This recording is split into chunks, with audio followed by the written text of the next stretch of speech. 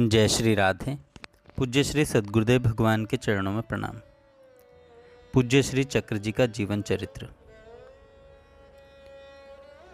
पंडित शांतनु विहारी द्विवेदी जी से प्रथम मिलन। गांधी इरविन समझौता के वर्ष जेल से सब लोग छूट गए थे। चंदौली तहसील के बड़े नेताओं ने बागडोर संभाल ली थी। अब तहसील की बैठक होती थी सकल हीड़ा स्टेशन के पास शिव मंदिर में। यहीं सकल हीड़ा का कांग्रेस शिविर भी था।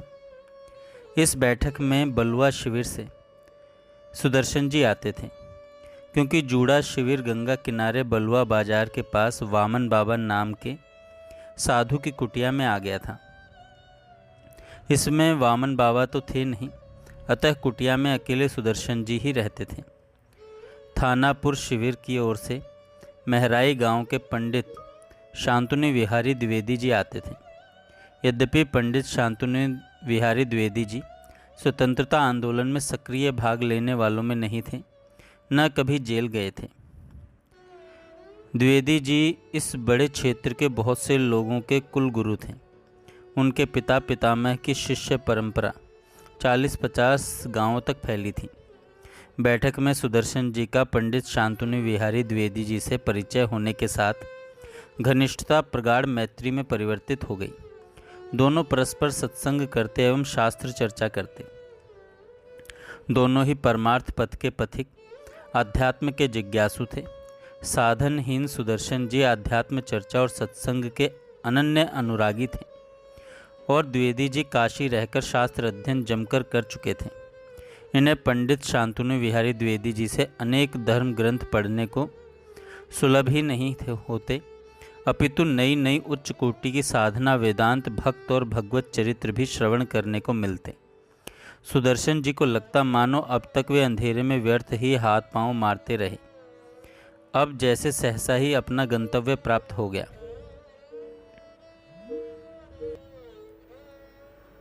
उनकी रुचि का मन भावन पथ मिल गया।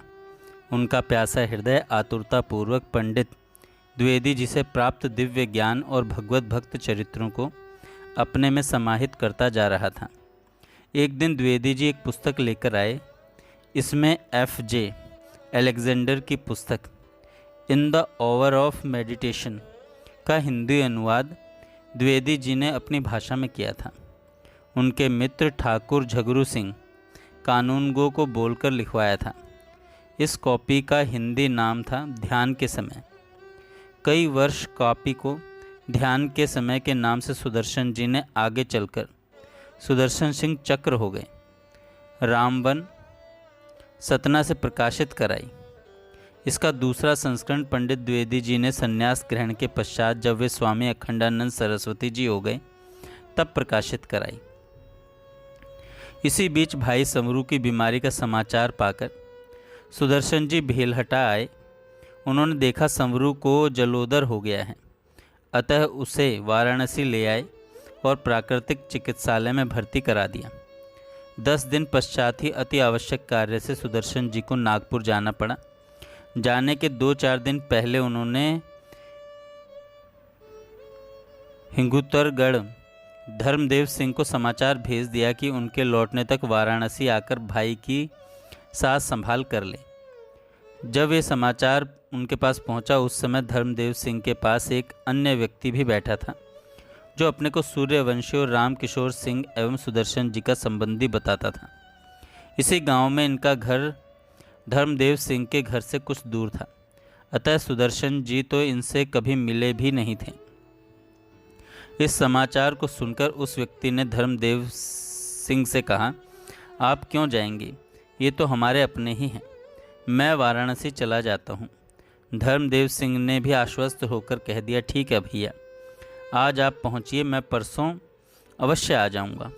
इन संबंधी महोदय ने वाराणसी पहुंचकर संवरू को बड़े प्यार से रखते हुए दूसरे दिन ही अपने पुत्र को संवरू सिंह का दत्तक पुत्र घोषित करके कानूनी कार्रवाई पूरी कर ली। अब संवरू सिंह की आवश्यकता तो नहीं रही। इसी से वे संवरू सिंह को प्रसन्न रखने के लिए कुपथ्य में सहायता करने लगे। इन्हें संवरू सिंह से नहीं, अपितु उनकी भूमि संपत्ति से प्रेम था। सुदर्शन जी के नाना की 2 ही संतानें थीं। एक इनकी माँ, दूसरे इनके मामा, जिनका बचपन में ही देहांत हो गया।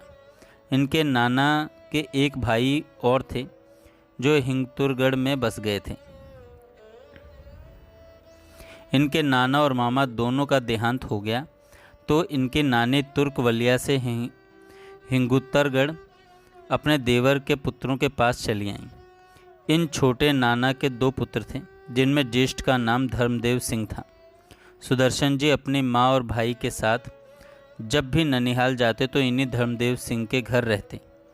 छोटे भाई संवरू सिंह का अपने ननिहाल वालों से अधिक स्नेह था, इसी से अधिकतर वहीं रहा करता था। संवरू सिंह को जलोदर हुआ और सुदर्शन जी उसे वाराणसी के प्राकृतिक चिकित्सालय में भर्ती करवा दिया। उन्हें विशेष कार्यवश नागपुर जाना पड़ा। ट्रेन में बैठते ही संवरू की चिंता करते हुए अपनी विवशता पर मन ही मन खींच उठे। सन 1933 में जब सुदर्शन जी 22 वर्ष के थे, नागपुर में धर्मदेव सिंह का वाराणसी से भेजा हुआ संवरू सिंह के देहांत का तार मिला। तार पड़ते ही आंखों के सामने अंधेरा छा गया। एकमात्र वही तो था संसार में अपना कहने को। मानवों से भरी मेदनी पर वे अकेले हैं, नितांत अकेले। क्या कोई नहीं रहा अपना? इस सृष्टि में कोई नहीं मेरा, मैं अकेला हूँ, बिल्कुल अकेला। यह विचार आते ही पैरों तले जैसे पृथ्वी घूमने लगी, ब्रह्मांड घूमने लगा। हृदय को विदीर्ण करके वेदना बह पड़ने को आतुर हो उठी। मूर्छा मूर्छा ऐसे समय में, मूर्छा तो औषधि के समान होती है, किंतु सभी रोगियों के समय पर औषधि प्राप्त हो ही जाए ऐसा तो कोई विधान है नहीं। सुदर्शन जी को भी मूर्छा समीप नहीं फटकी। पीड़ा, तीव्रतम पीड़ा, पीड़ा अपने अंतिम छोर तक पहुंच गई। उन्होंने अनुभव किया, भाई नहीं अपितु छाती चीरकर जैसे उन्हीं का कलेजा निकाल लिया गया हो, अथवा हृदय में धधकते हुए अंगारे भर दिए गए हों। स्पष्ट लगा कि तीव्रतम अंतर्व्यथा से हृदय विदीर्ण हो जाएगा। उसी समय, ठीक उसी क्षण, जैसे हृदय में विद्युत लहरी सी कौंध गई। एक दिव्य शीतल स्निग्ध प्रकाश का प्रसारण होने लगा। उज्ज्वल स्निग्ध उस प्रकाश के मध्य 8 वर्षीय नव जलधर अनुपम सुंदर एक अलौकिक तेजोमय आभा संयुक्त बालक दिखा उन्हें। ऐसे दिखा जैसे प्रत्यक्ष खड़ा हो सन्मुख। उसके लहराते मयूर पिच्छ घुंघराली अलकों से लेकर चारों चरणों तक एक एक अंग प्रत्यक्ष दिखाई दे रहे थे। उसकी मंद मुस्कान निरखते ही जगत देह सब लोप हो गए। वह दारुण भ्रातृ शोक कब तिरोहित हो गया हृदय से, यह वे जान ही न सके। सुध बुध भूले से वे तो देखते रह गए। इस सौंदर्भ वारिधि को एकटक सन्मुख था केवल वह अशरण शरण, सर्व सुहृद अनाथ नाथ, दीन बंधु, त्रिभुवन मोहन, भुवन मनोहर, परम सुकुमार। बस उसने अपनी वे बड़ी बड़ी कमल की पंखुरी सी कोमल पलकें उठाईं। बाल सुलभ वह बोली नजर। मत हो गए सुदर्शन जी।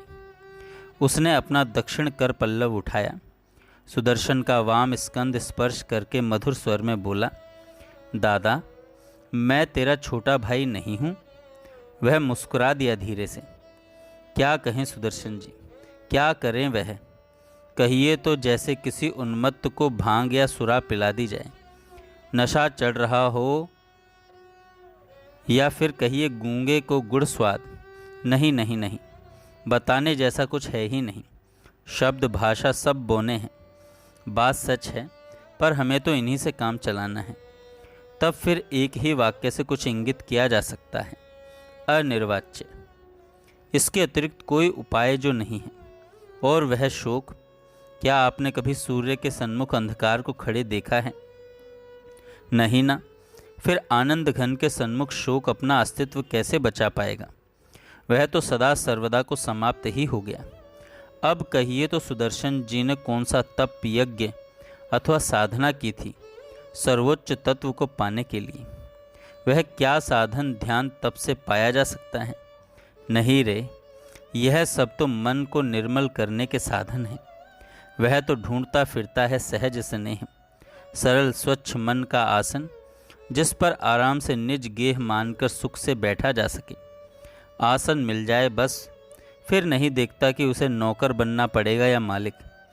कोई प्रेम के इस पुजारी को उठक बैठक कराएगा, कान पकड़कर अथवा चरणों पर सिर रखेगा। वह तो बस दीवाना है आसन का, फिर तो उससे जो चाहे करा लो, अपने आप को ही दे देता है। और रीझ जाए तब बाकी क्या रह जाता है भला। वह स्वयं ही किसी को न अपना ले तो मनुष्य का कितने भी समय का कितना भी उत्कृष्ट साधन इसे अपना बनाने में सभी कभी समर्थ हैं। सुदर्शन जी का यह छोटा भाई कन्हई क्या एक आध दिन के लिए आया है, यह तो सदा सर्वदा के लिए उनका हो गया।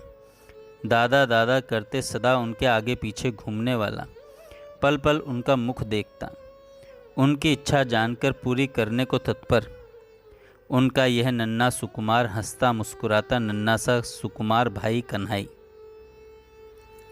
जय श्री राधे। आगे हम कल सुनेंगे।